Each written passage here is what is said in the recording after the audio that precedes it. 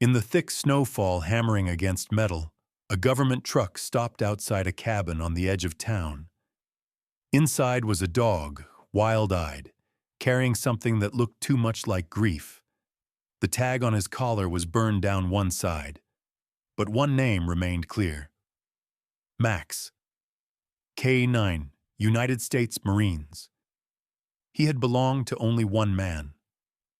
Ryan Cole, a young Marine who died in Afghanistan after being sent into a mission that should never have happened.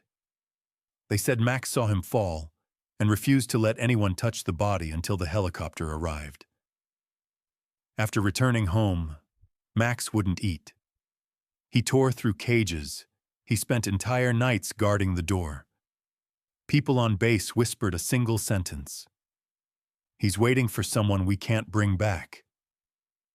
They tried medication, new handlers, even isolation. Nothing worked. Only one name calmed him. Only one voice stopped the shaking. Raymond. The older brother Ryan never stopped talking about. When Raymond finally took Max in, something strange began. Max kept searching the cabin, digging beneath floorboards, circling the tree line every night, as if he remembered something buried that someone didn't want found. Then one evening, Raymond discovered a clue among Ryan's belongings, a number scratched faintly into metal, missing its final digit. That was where all the trouble began. What could a dog carry home from war? Before we begin, hit like, share this video, and subscribe. Tell me where you're watching from, and what you think Max remembered that night in the comment below. Snow that night didn't fall, it arrived. Thick and uninvited, drifting sideways across the Montana ridge like a sheet being pulled over a forgotten room. The wind carried a low hum, something between a warning and a memory, while the pine trees bowed under the weight of it. Headlights cut through the storm and bounced off the rusted mailbox marked coal, frozen solid since Thanksgiving. Tires crawled up the narrow driveway and crackled over the ice, slowing, almost reluctant, before coming to a stop beside the cabin. Raymond Cole stood at the kitchen window, untouched mug of coffee cooling beside him, breath clouding the glass. 55 years old, tall, shoulders wide beneath the wool lining of his coat. He looked more like an old pine trunk than a man. The dim lamp behind him cast a long shadow on the floorboards. He had spent the past decade pretending silence was enough. No TV, no radio. Just the occasional crack of wood splitting in the yard, his only conversation. But tonight the silence was different. The kind that arrives before something inevitable. A government truck, headlights still running, idled outside, exhaust turning instantly to fog. A soldier stepped out. Young, thin, in a brown parka with regulation gloves and a haircut grown slightly past standards, meaning he'd been on the road too long. He didn't knock. He didn't need to. Raymond stepped out onto the porch, boots sinking a half-inch into slush. The soldier lifted a crate from the truck bed. Heavy, wooden, corners reinforced with metal clamps. Snow collected in the grooves instantly. He won't eat. He won't sleep. He needs someone familiar. The voice was flat, practiced, as though explaining a defective engine rather than a living thing. But Raymond heard something underneath it. Fatigue, maybe regret. He didn't respond. The soldier opened the crate and stepped back, like he'd done this before and learned to give space to whatever came next. Inside was a dog. Large, dark fur flattened in places where scars had healed poorly. A thin line of silver crossing the muzzle like a road drawn with a blade. His ears didn't perk. His tail didn't move. He simply lifted his head and stared out into the cold. There was no growl, no whine, just watching, a hollow kind of watching. A military tag hung against his chest, pitted by sand and heat, edges burned where fire once licked it. Raymond took it between two fingers. The metal was cold, and yet he felt a sting in his palm, phantom heat from somewhere else, some other time. One name stamped deep enough to survive a lifetime. Ryan Cole, his younger brother. Then beneath it, a second line of numbers carved shallow, as though added later, incomplete. The last digit scratched clean off. Snow whispered on the cabin roof. The wind shifted, carrying with it a scent of wet pine and diesel fuel. Raymond stayed still, not because he didn't know what was happening, but because he knew exactly what was happening. Memories don't knock. They return with teeth. Max did not bark. He only looked at Raymond. Not like dogs look, begging, hopeful, trusting, but like soldiers look when they're waiting to see if someone recognizes their face from a day that went wrong. A flash of heat in the desert. A blast shaking the ground. A voice calling a name that never answered. Raymond set the tag down against his thigh. The soldier cleared his throat, snow collecting on his shoulders. He mentioned something about paperwork, about a transfer, about PTSD protocols that hadn't worked. He spoke in sentences stripped of feeling, and Raymond let them pass, like wind, meaningless in the face of the crate and the creature inside it. The soldier left soon after, closing the truck door too softly, as if afraid of waking something dangerous. The truck pulled away, taillights slipping between trees darker than midnight. Inside, the cabin smelled of wood smoke, iron kettles, old books, and rain-soaked wool. Raymond dropped 2 logs into the fireplace, sparks lifting and vanishing before they hit the stone. He set the crate open near the heat, but Max didn't step out. He lay with his head resting near the edge, eyes fixed on the door, posture still and unblinking. Hours passed. Wind scraped against the window frames like a branch reaching back through time. Outside, ice formed slender spears along the porch railing.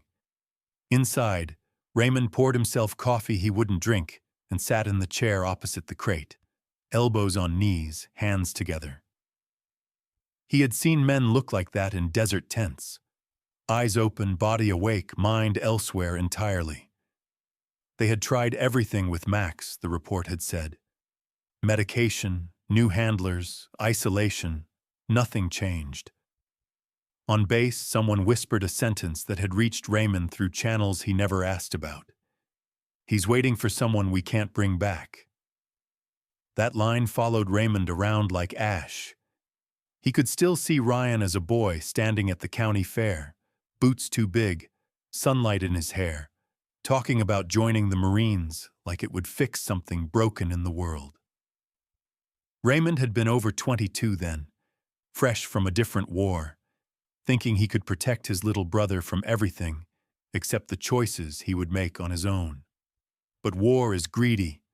It takes the careful ones and leaves the reckless, and sometimes it takes the good ones first.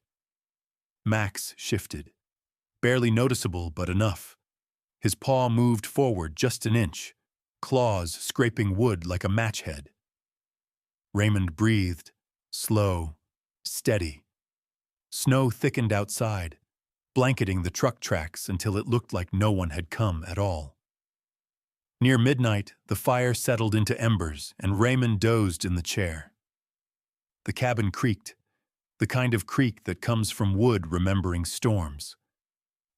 When a gust hit the window hard enough to rattle the glass, Raymond woke. A shadow near the door caught his eye. Max had moved. No longer in the crate, he now lay flush against the wooden door, muzzle touching it, staring into the narrow space beneath as though reading messages carried in drafts of cold air. Muscles tight. Every line of him waiting. Raymond stood, joints popping softly, and knelt by the dog. He didn't reach to touch him. He only looked at the tag again, at the numbers carved under Ryan's name, incomplete, abruptly cut. It looked deliberate. Someone hadn't wanted that final digit found. Wind moaned through the gaps in the siding. Snow piled against the porch. Somewhere in the woods, a branch snapped. Sharp, quick, like gunfire echoing too late to matter. Raymond put a hand flat on the floorboards, feeling the hum of winter settle in. Max didn't blink. His whole body focused toward the outside, like something out there still lived in his mind. A blast crater, a fallen soldier, a promise never spoken but understood. The cabin clock ticked. Raymond whispered without meaning to, barely a breath in the dark. Ryan. Max's ears twitched. Outside, the storm thickened to white silence. Inside, the tag glinted faintly on the floor near the firelight. Beneath the name, the numbers waited, unfinished, like instructions sent from a place no one wanted to revisit. Tonight, the house held two things: grief and a clue carved in metal. And somewhere, under that snow, trouble began to move. Morning arrived as a thin breath of frost over the yard, the kind that makes every sound smaller, every motion deliberate. Raymond Cole stood outside splitting wood, each strike of the axe perfectly timed, his breath hanging pale in the air like old smoke. The cabin roof wore a new layer of snow overnight. Icicles clung to the gutter like glass teeth. From inside came a faint rhythm, claws clicking on wooden planks. Max paced along the interior walls with that slow, concentrated movement, particular to working dogs, nose brushing the floor like he was reading something invisible. He paused near the old bookshelf, the one built before Raymond bought the place, and tapped the same spot twice with his paw. Deliberate, insistent. The sun hadn't fully risen, just a band of watered-down light filtering through layers of cloud. Raymond stepped inside, boots still dusted with snow. Max looked up, eyes steady, not pleading or seeking approval, just indicating. Raymond set his gloves on the counter and kneeled beside the loose board. It shifted under his thumb, light enough to betray a secret. There was no hesitation, no internal debate. He lifted the board free. Beneath it lay a folded envelope yellowed by humidity and time. Edges curled, a ring of dark stain spreading from one corner as if water had once tried to erase it. Raymond stared at the handwriting before touching it. Not because he doubted, but because recognition arrived faster than memory. Ryan always wrote like he was in a hurry, letters leaning too far forward, as though they couldn't wait to be read. The envelope trembled slightly in Raymond's hand, or maybe that was just his pulse traveling through bone. Inside, the paper smelled faintly of dust and another scent, something metallic, like rain on iron. The message was brief, written in blue ink that had bled at the edges, but still legible enough to carry the weight of someone knowing time was running thin. Raymond, if I don't make it back, Max is still watching someone. Look closer. Don't let him go. Ink blurred at the last word, as if a droplet of sweat or water had fallen, distorting intention. Raymond closed his eyes. Memory didn't arrive in images but in sensation. Desert heat shimmering up from asphalt, the weight of a backpack, the sound of helicopter blades whipping air so hard it flattens every thought. He saw Ryan at 22, messy grin, shoulders squared by optimism, believing that saving things was better than ending them, a philosophy Raymond never argued with, because from the mouth of someone young, hope sounded like certainty. Max circled closer, muzzle brushing Raymond's wrist, then sat, posture tense but waiting. In the envelope there was also a torn freight manifest, its corner ripped away, Only half the list remained, just enough to reveal a sequence of numbers matching the scratched line on Max's tag. 4137. The missing digit hung there like a breath held too long. Afternoon light moved through the cabin in slow rectangles, shifting with the clouds. Raymond laid the papers on the table, smoothing them with flat palms. He didn't speak. There was no one to hear him anyway, except the dog, and dogs only listen to tone, not confession. Inside the torn manifest was one note written sideways in Ryan's hand. 4th shipment, not clean. On the opposite end, a coffee stain in the shape of 2 overlapping circles. Small, strange details that felt like breadcrumbs scattered on purpose. Max remained still for a long time, then trotted toward the door, ears high, tail rigid. Outside, the cold had settled lower, heavy enough to press silence against the tree line. Snow flurries wandered through the air, drifting sideways by the cabin porch. Raymond followed Max to the window and saw it, a black SUV rolling slowly past the mailbox. Its windows were tinted, no license plate visible from that distance. It stopped for 3 full seconds. Engine idling, exhaust a pale cloud. Then it pulled away, disappearing into the curtains of falling snow. Raymond didn't know why, but his chest tightened, a quick pressure behind the ribs. That familiar feeling, the body recognizing danger before the mind understood the details. Max stood perfectly still, head forward, every muscle tuned to a frequency humans forgot how to hear. The engine noise faded, leaving only wind and the sigh of trees. Inside, the cabin felt smaller, walls contracting around memory. Raymond went back to the letter, tracing one line with his thumb. If I don't make it back. It wasn't fear, it was foresight. Ryan had written this before the last deployment, not as a warning, but as a continuation of something that had already begun. Max is still watching someone. Watching, not waiting. A subtle difference. Waiting is hopeful. Watching is unfinished. He tried to imagine Ryan writing this in a barracks or tent. Coffee on the table, boots unlaced. I'm 27 years old. Old enough to know consequences. Young enough to believe he could outrun them. The ink was steady at the beginning, then unsteady near the end. Was he rushing? Was someone calling him? Or did the hand holding the pen tremble with knowledge instead of fear? Evening found Raymond outside stacking the wood he'd split that morning. Each log landed with a dull, practical sound against the pile. Max ranged near the porch, nose close to snow, breathing through nostrils wide enough to take in scent invisible to human senses. The wind shifted again, carrying something damp, earthy, almost chemical.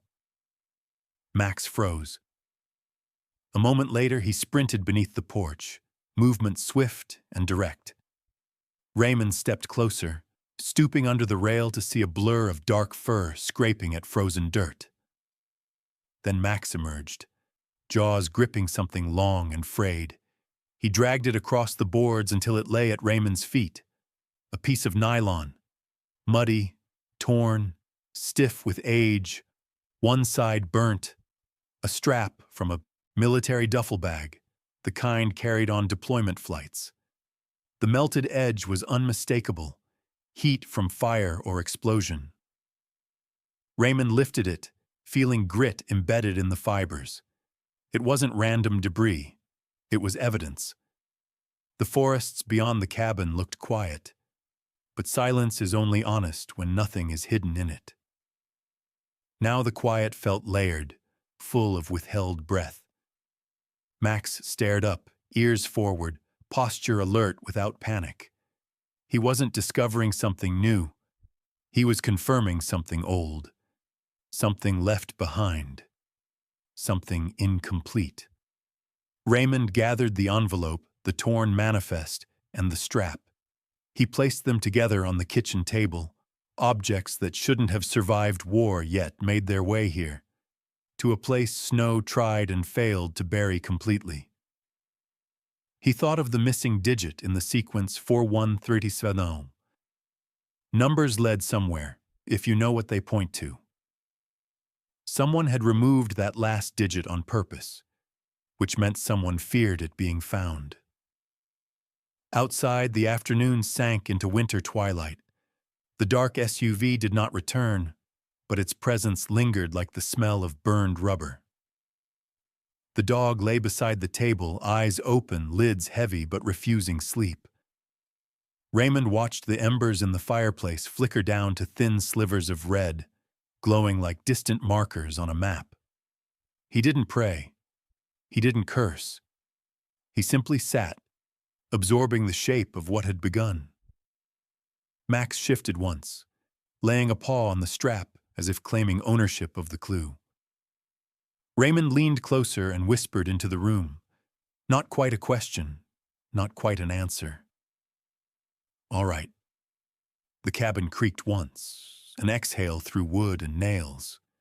Night wrapped around the house, and with it, the strange sense that nothing was lost, only hidden, waiting for the right eyes to find it. The road unrolled like a dark ribbon through pine country, silent except for the steady hum of the engine and the low, rhythmic breathing of the German shepherd in the passenger seat. Snow clung to branches in heavy crowns, bending young pines into reluctant boughs. Raymond Cole kept one hand on the wheel, the other resting near the gear shift, eyes scanning for tracks that didn't belong. Boot prints, tire grooves, moments where the forest seemed interrupted instead of visited. Max sat upright, body still but eyes alive, pupils wide and watchful, nostrils flaring each time the air shifted, reading scents humans could only sense as unease. The forest roads were familiar in pattern, but strange in purpose. Long before war was something spoken in past tense, this was where Raymond and Ryan hunted rabbits, where summer smelled of sap and rusted rifle casings, and where boys learned about direction before they learned about consequence. The truck turned down an unmarked lane half hidden by snowbanks. Raymond had followed it so many times he no longer looked at the landmarks. He felt the road. Max raised his head higher, ears pointed at something distant, perhaps imagined, perhaps remembered, because dogs remember in scent and tone rather than explanation. The abandoned storage yard revealed itself slowly, as though it wished to remain forgotten. A chain-link fence sagged under winter weight, a padlock rusted but still hanging stubbornly on a broken latch. Beyond it stood rows of storage units, rectangular metal mouths closed against the wind. Snow layered the roofs, creeping down the sides like quiet gravity. Raymond pulled up near a unit at the far end, tires crunching over frozen gravel. Max remained still, eyes fixed on one particular door marked with a red smear of old paint. Inside the unit, breath turned visible in the cold darkness. Raymond lifted a flashlight from his coat pocket and clicked it on. The beam cut through dust particles drifting in slow motion. Crates lined the walls, sealed, numbered, stamped with faded military codes that did not belong in a forgotten pine forest. Wood and steel gave off the metallic smell usually found near train yards and distant airfields. On the far wall, pinned with a nail corroded into green-black stain, hung a photograph. Ryan stood in desert sunlight, tan fatigues and sand in every crease. His smile was lopsided, spontaneous, not posed. One hand rested on Max's head. Younger Max, coat darker, ears higher, eyes sharp but not yet haunted. Behind them stretched horizon heat. A vehicle half-cropped from the frame, dust swirling like ghosted motion. Raymond reached forward, fingers trembling as though afraid the image might disintegrate. The photograph had been taken weeks before Ryan died. Time makes no noise. It only leaves evidence. Raymond whispered into the quiet, not quite prayer, not quite confession. I didn't know. It wasn't meant for anyone. It only existed because silence demanded reaction. Snow shifted outside, a foreign sound in a place that should have been still. Max's body tensed instantly, ears flattening, weight shifting toward the entrance. Raymond froze, listening. The flashlight beam wavered, then steadied as footsteps crunched toward the door. The smell entered first. Clean fabric, gun oil, coffee that had gone cold long before being finished. A man stepped from the shadows like someone used to stepping from cover. He was tall, early 40s, built on years of burden rather than exercise. Jacket military grade, a deep olive color with reinforced shoulders. Boots clean despite the mud outside. Hair close-cropped to gray bristle. Eyes watching without blinking, assessing, measuring space and distance and loyalty. His breath did not fog. He barely breathed. Max's ears flattened further, not in fear but recognition. The kind that comes with old memories burned into instinct. Raymond slowly set the flashlight down, lifting his hands, palms open but not surrendering.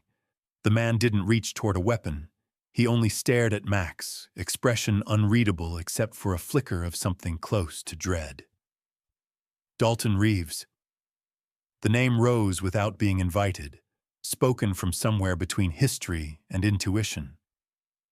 Reeves didn't confirm it with words. He didn't deny it either.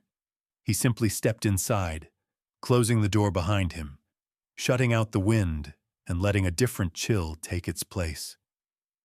His face carried the geography of desert and late-night guilt, one crease for every choice made without witness. Reeves had served with Ryan on their last deployment. That much Raymond knew from fragments of letters and conversations cut short by pride and distance. Reeves didn't come closer. He kept 3 steps between them, as if that space were necessary to keep something contained. Max's low growl vibrated through the cold air. Not a threat, a warning shaped by memory. Raymond lifted one hand slightly, a signal of calm, but Max didn't take his eyes off Reeves. Something ancient and unspoken passed between them. Dogs don't forget the people present during loss. Reeves finally spoke, voice low, gravel dragged through regret. He wasn't supposed to send that dog home. His gaze flicked to the crates stacked against the wall, then back to the photograph, as if it were an accusation. Not after what we saw. What did you see? Raymond asked. He didn't raise his voice. The question was plain, heavy, and necessary. Reeves didn't answer. Instead, he crouched beside one of the crates, tracing a number stenciled on the wood. 4th shipment, he said softly, repeating the words exactly like those written on the torn manifest. Not clean. Outside, a branch snapped under the weight of snow. The sound should have been insignificant, but the room itself reacted, colder somehow, air drawn tight. Reeves reached inside his jacket slowly, methodically, like someone retrieving a memory rather than a weapon. Max's body stiffened, muscles coiled, tail rigid. Raymond's heart pulsed once, hard enough to send a flash of heat down his arms. Instead of steel, Reeves pulled out a 1-inch metal tag, rectangular, edges battered, stamped with a sequence of numbers. Snow had crusted in the grooves, but the imprint remained unmistakable. 41379, Raymond stared. The missing digit, the final piece. Reeves dropped it to the floor at his feet, metal clinking a small sound with long echoes. Then he stepped back, a motion almost instinctive, as though stepping away could erase responsibility. Max approached slowly, head low, sniffing the tag, nose lingering over the final number as if confirming something already known. Raymond reached down, fingertips brushing cold metal. Beneath the numbers was something else, a destination pressed into steel, faint but legible once he tilted it into flashlight glow. Red Hollow Airfield. Not a town, not a base. A place that existed off maps, used briefly, then abandoned when secrecy became memory. Reeves finally looked at Raymond, eyes lined with the hard truth of someone who had spoken too late at least once in his life. He tried to stop it, he said, before everything went wrong. Raymond held the tag, its weight settling into his palm like something left unfinished. Max stayed close, chest rising slowly, eyes fixed on the metal, as if he recognized a story no one had spoken aloud. Outside, wind moved through the frozen pines, brushing against the walls with that low, restless sound winter always carries when it knows a truth has been disturbed. Reeves stood very still, boot beside the dropped tag, breath shallow, gaze following nothing in particular. No one spoke. Words felt unnecessary in a room already filled with things unsaid. The numbers on the tag caught a glint of cold light. 41379, and below them, pressed into the metal with tired certainty, Red Hollow Airfield. No one moved after that.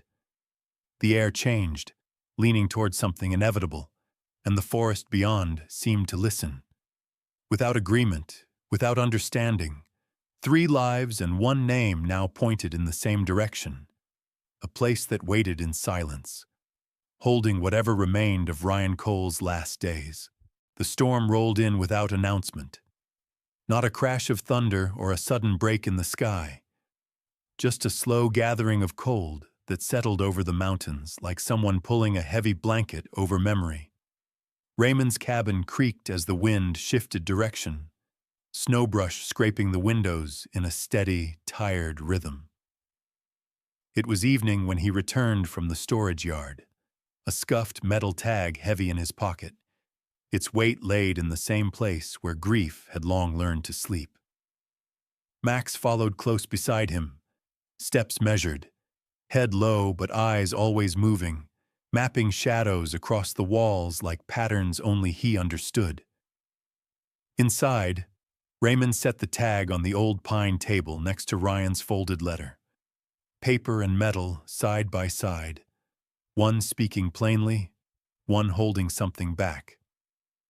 The lamp cast a weak amber glow over everything, turning corners soft the way winter light sometimes tries to comfort regret. The room smelled of wood smoke and cold boots drying near the stove.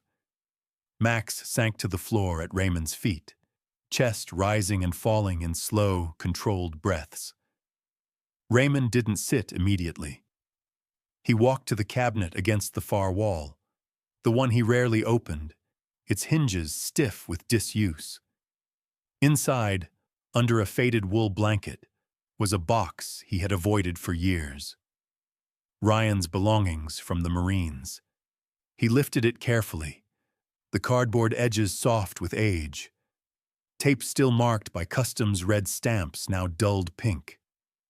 He set it on the table beside the letter and the tag, and for a moment, he simply rested his hand on the lid, feeling the quiet press upward from memory. When he opened it, the scent rose up unexpectedly. Sand, gun oil, a hint of desert heat captured in fibers that had traveled oceans. Inside were Ryan's dog tags, a spare field cap, a photograph bent in the corner, and beneath them, a diary page torn from a larger notebook. The paper was creased, water-damaged in places, ink spread thin where it had once been held in a sweating hand. Only one sentence was circled, again and again, until the pencil cut faint grooves into the sheet. They're selling what we fought to keep out. Reeves knows. It wasn't an accusation.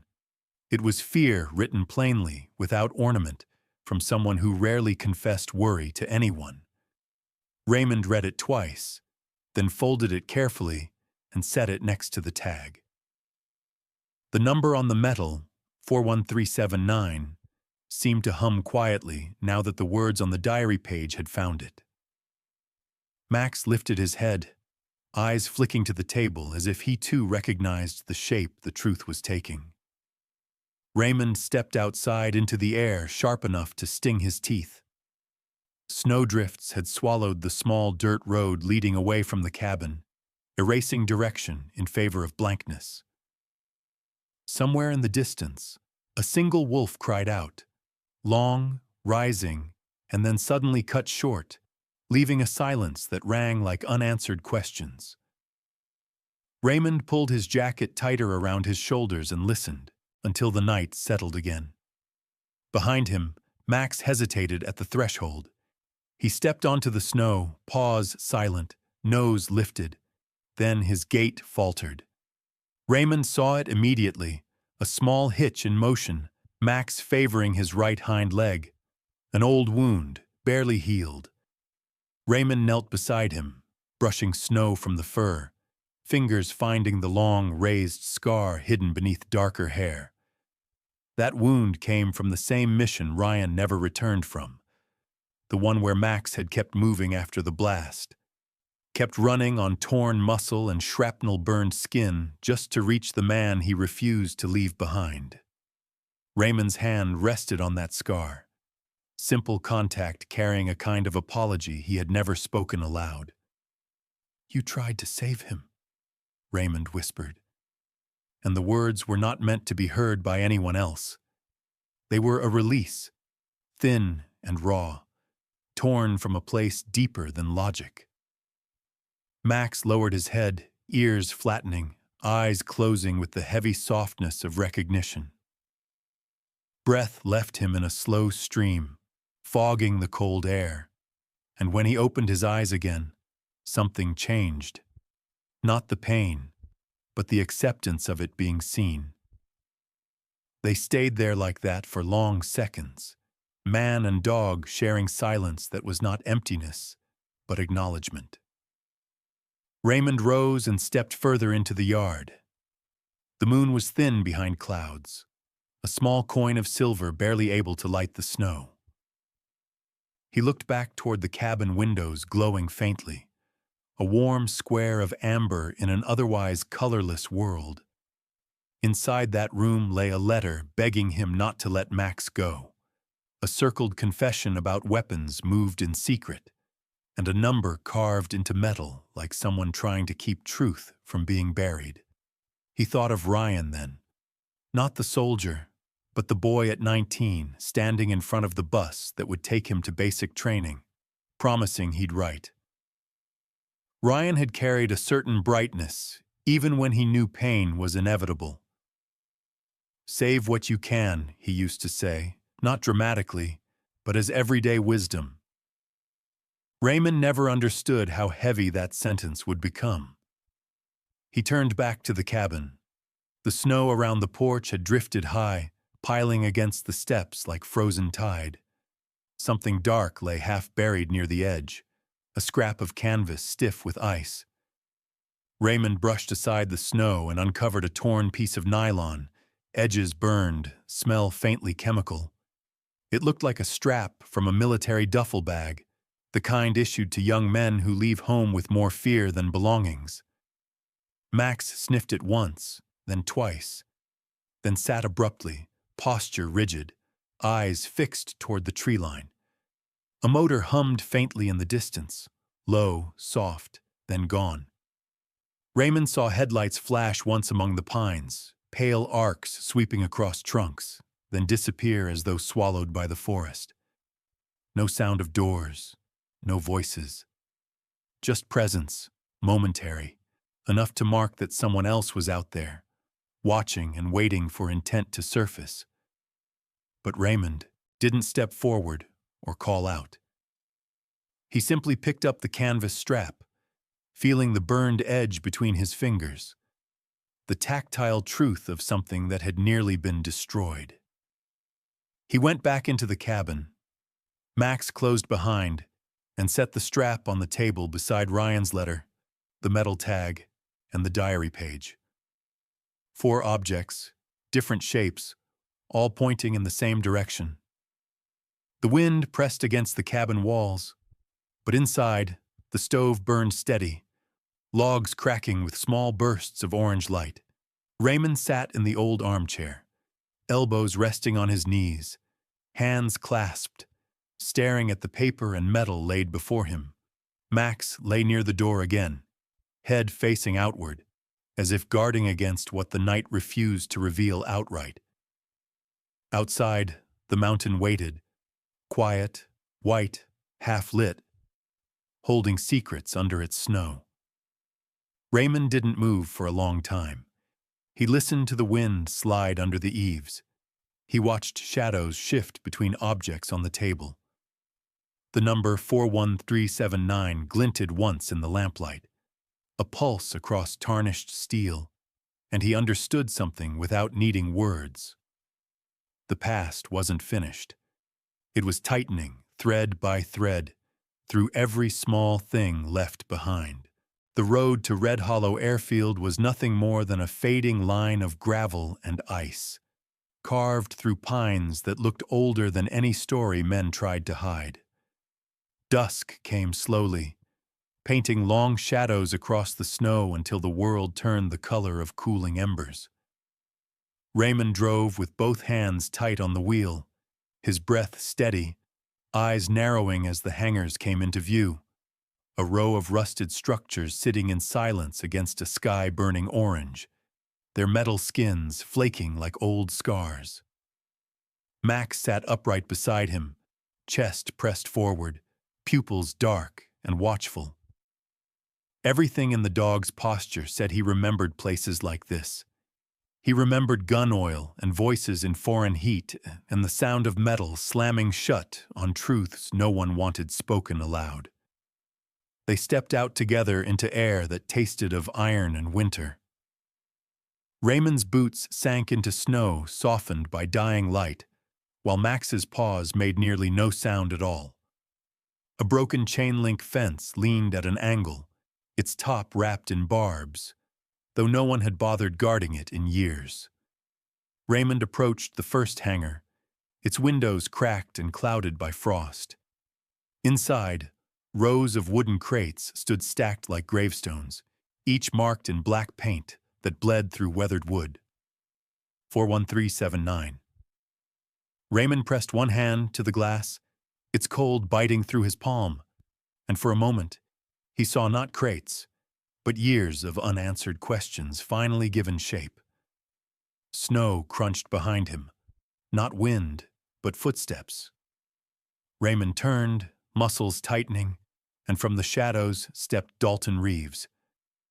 The man looked older than when Raymond had seen him in the storage yard, shoulders slightly hunched, face locked somewhere between defiance and surrender. His hair was wind-tangled, dark stubble covering his jaw, uniform jacket zipped up to the throat. But his eyes, they carried something fracture-thin. "I didn't kill Ryan," Reeves said, and the words came out like someone lifting something heavy alone. He didn't step closer. He just stood, boots square in the snow. But I let someone else do it. For money, for fear, for the wrong reasons. Raymond didn't move, didn't answer. There was no emotion fast enough to match what was being given to him. Only breath and the sound of snow ticking against metal. Somewhere in the distance, Max shifted, body coiled, tail low. Motion flickered at the corner of Raymond's vision. Sudden, purposeful. A hired gun emerged from the darkness of a hangar doorway, rifle already lifted, barrel catching the last light of day. He was tall, in a black winter coat, face unshaven, eyes empty of anything except tasks, the muzzle aligned with Raymond's chest. Max moved first. A blur of fur, muscle, memory. He launched across the concrete, teeth bared, not a sound leaving him until impact. The rifle fired, sound splitting open the air, sharp enough to shake loose old echoes in metal beams overhead. Sparks jumped from the floor as the bullet ricocheted through cold steel. Max slammed into the gunman, jaws locking around the man's forearm, body twisting with controlled violence learned in places where hesitation means blood. Raymond drew his weapon with the instinct of long training. He didn't aim for flesh. His shot hit the ceiling fixture, a glass bulb hanging on a single cord, and the explosion of light rained shards across the concrete floor in a stutter of brightness and shadow. The room flashed once, then again, electricity struggling through old wiring, as though deciding whether truth was worth illuminating. Sirens began somewhere distant, faint at first, then growing, a rising wail threading through snowstorm quiet. Someone had called the sheriff. Not Reeves, Raymond thought. Someone who already knew this ending was coming. Reeves fell to his knees, not as surrender, but as collapse. His face twisted, jaw shaking with something raw, not rage but remorse. The human kind that corrodes slow, eating through sleep, dreams, silence. "I thought it would be nothing," he said, voice breaking. "A shipment, a signature, a door unlocked. I thought I could pretend it wasn't real." His breath clouded the cold. "Ryan wanted to blow it open. He filed something. A report. I told them where he was." Max held the gunman pinned, teeth sunk through sleeve and into skin, growl low, steady, vibrating through the air like a warning bell no one could unhear. Raymond kept his gun trained not on Reeves, but on the room itself. The crates, the office door, the broken light fixture swinging overhead like a pendulum counting down. He moved to a desk shoved into the back corner. It was steel, military issue, 2 drawers locked. He struck the lock with the butt of his gun. Metal snapped clean. Inside lay a binder thick with stamped documents, pages yellowed at edges, redacted lines running across them like blackout bars. The cover read, "Coal Incident, Internal."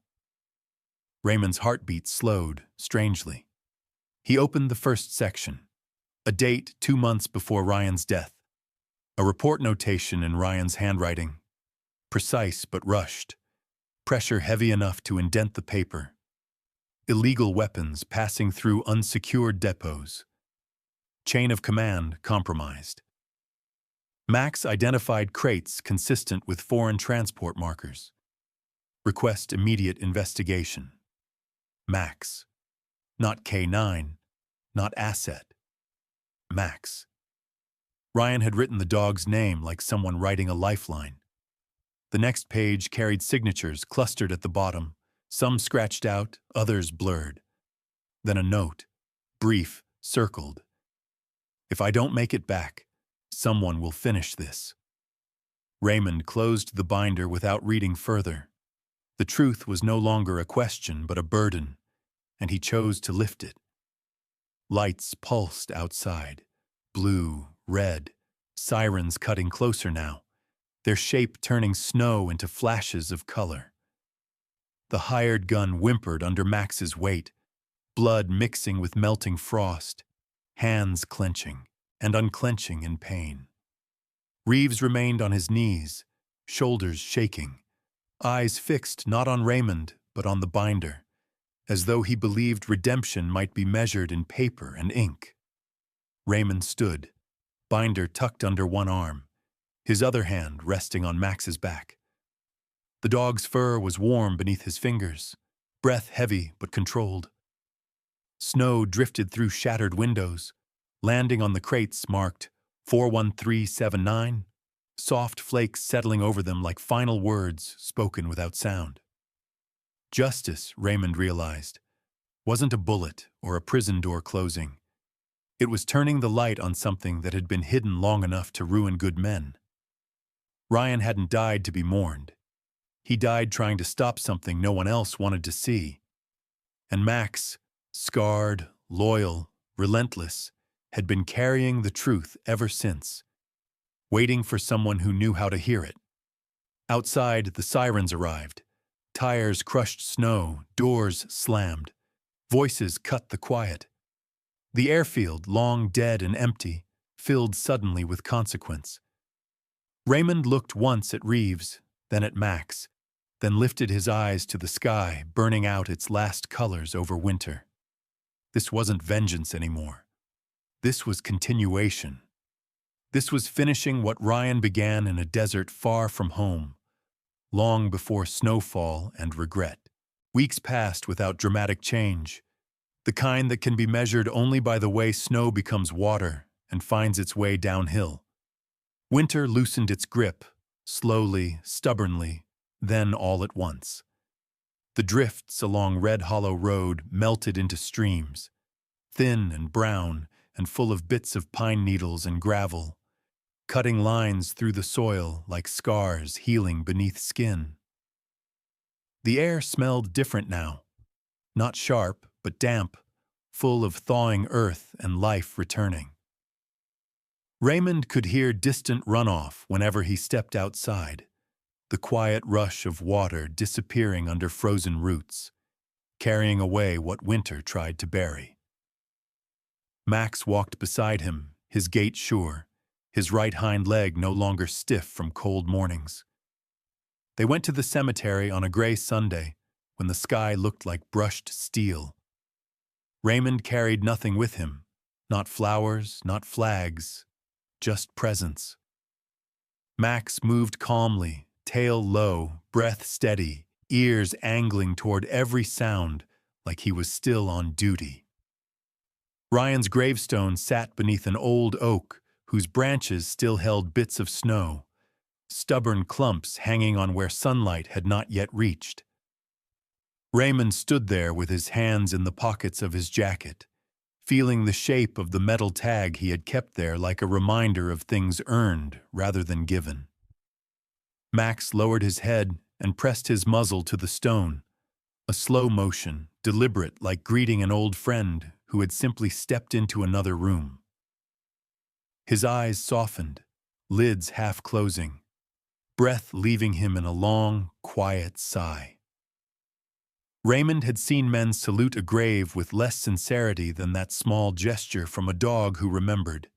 He knelt, brushing pine needles from the carved name, fingertips lingering on the cold granite as though trying to capture the warmth that once belonged to someone he could not bring back. Later, at the edge of the cemetery, the sheriff met him. Walt Danner, broad-shouldered, gray hair beneath a worn hat, boots caked in thawed mud. He extended a hand, grip firm, not ceremonial. No congratulations, no speeches, just a slow nod, the kind men share when a hard thing has been done the right way. Reeves had given names, locations, dates. The buried paperwork from Ryan's report matched every lead. Federal agents sealed the hangars at Red Hollow Airfield. Crates were seized, serial numbers recorded. Charges filed where they needed to be. Justice, not revenge. The difference quiet, but not small. Good men deserve someone who finishes their work, the sheriff said, voice low, eyes on Max rather than Raymond. Then he tipped his hat and walked away, leaving tracks in wet soil that filled with water as soon as his boots lifted. Back home, the cabin looked less like a shelter from storms and more like a place to breathe again. Raymond cleaned the fireplace, swept up bits of bark and ash, and took down the old photograph of Ryan smiling beside a truck in dusty desert sunlight. He put it next to a new frame. Ryan's letter, creases smoothed out, lines underlined in simple handwriting. Don't let him go. Beside it, he hung Max's military tag. The medal no longer looked like a relic from death, but a symbol of something kept rather than lost. Evenings came softer now. The wind still rattled the windows some nights, but it no longer sounded like branches scratching warnings, only weather passing through. Raymond sat by the stove with a stack of old letters, envelopes worn, postmarks faded. Max lay on the rug in front of the fire, head on his paws, eyes open but gentle, pupils not darting toward imagined threats. Sometimes his legs twitched, small, rapid motions like running through memory. But he didn't jerk awake in fear anymore. He just breathed deeper and returned to stillness. Raymond began reading the letters aloud. Not loud, just enough for the room to hear, enough for Max to tilt his ears toward the sound. He read them as though speaking to someone nearby, each sentence carrying the weight of distance, sand, and brotherhood. Stories about guard rotations and sandstorms, about men who couldn't sleep, about how Max had learned to detect explosives by smell alone, how he saved 3 men by barking at an abandoned cart on a road outside Kandahar. There were jokes Ryan had scribbled in margins, drawings of a crooked tent and a cracked coffee mug. Max listened, eyes soft, head lifting slightly when he heard Ryan's name. Nights lengthened again after a while, but not in darkness, in quiet that didn't feel heavy. Raymond started noticing small things again. The color of sparks rising from burning wood, the sound of snow sliding from the eaves, the way Max's fur carried sunlight in streaks near his shoulders. Some mornings, he woke to find Max sitting by the door, not anxious, just present, waiting to begin another ordinary day. On the first day of spring, Raymond took Max outside just after dawn. The air was cool, snow still lingering in shaded corners, but patches of earth showed through, black and alive.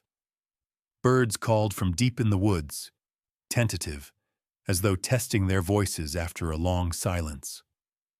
Raymond rested one hand on Max's head, fingertips tracing the ridge of scar beneath the fur. "He loved you," Raymond said, not like confession, but like truth placed in its rightful place. "I do too." Max leaned into him, eyes closing, breath warm against the back of his hand. The forest seemed to listen.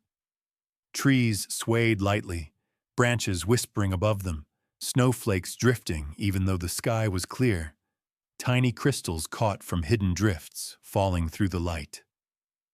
War was far away now, not gone, not something to forget, but something set down gently in a place where memory could rest instead of wound. Inside the cabin, the fire crackled, soft and steady. Raymond sat in the armchair beside the hearth, watching flames shift colors, orange, red, the faint blue of deep heat. Max curled in a semicircle by his boots, body relaxed, tail resting on the rug like a painted brushstroke.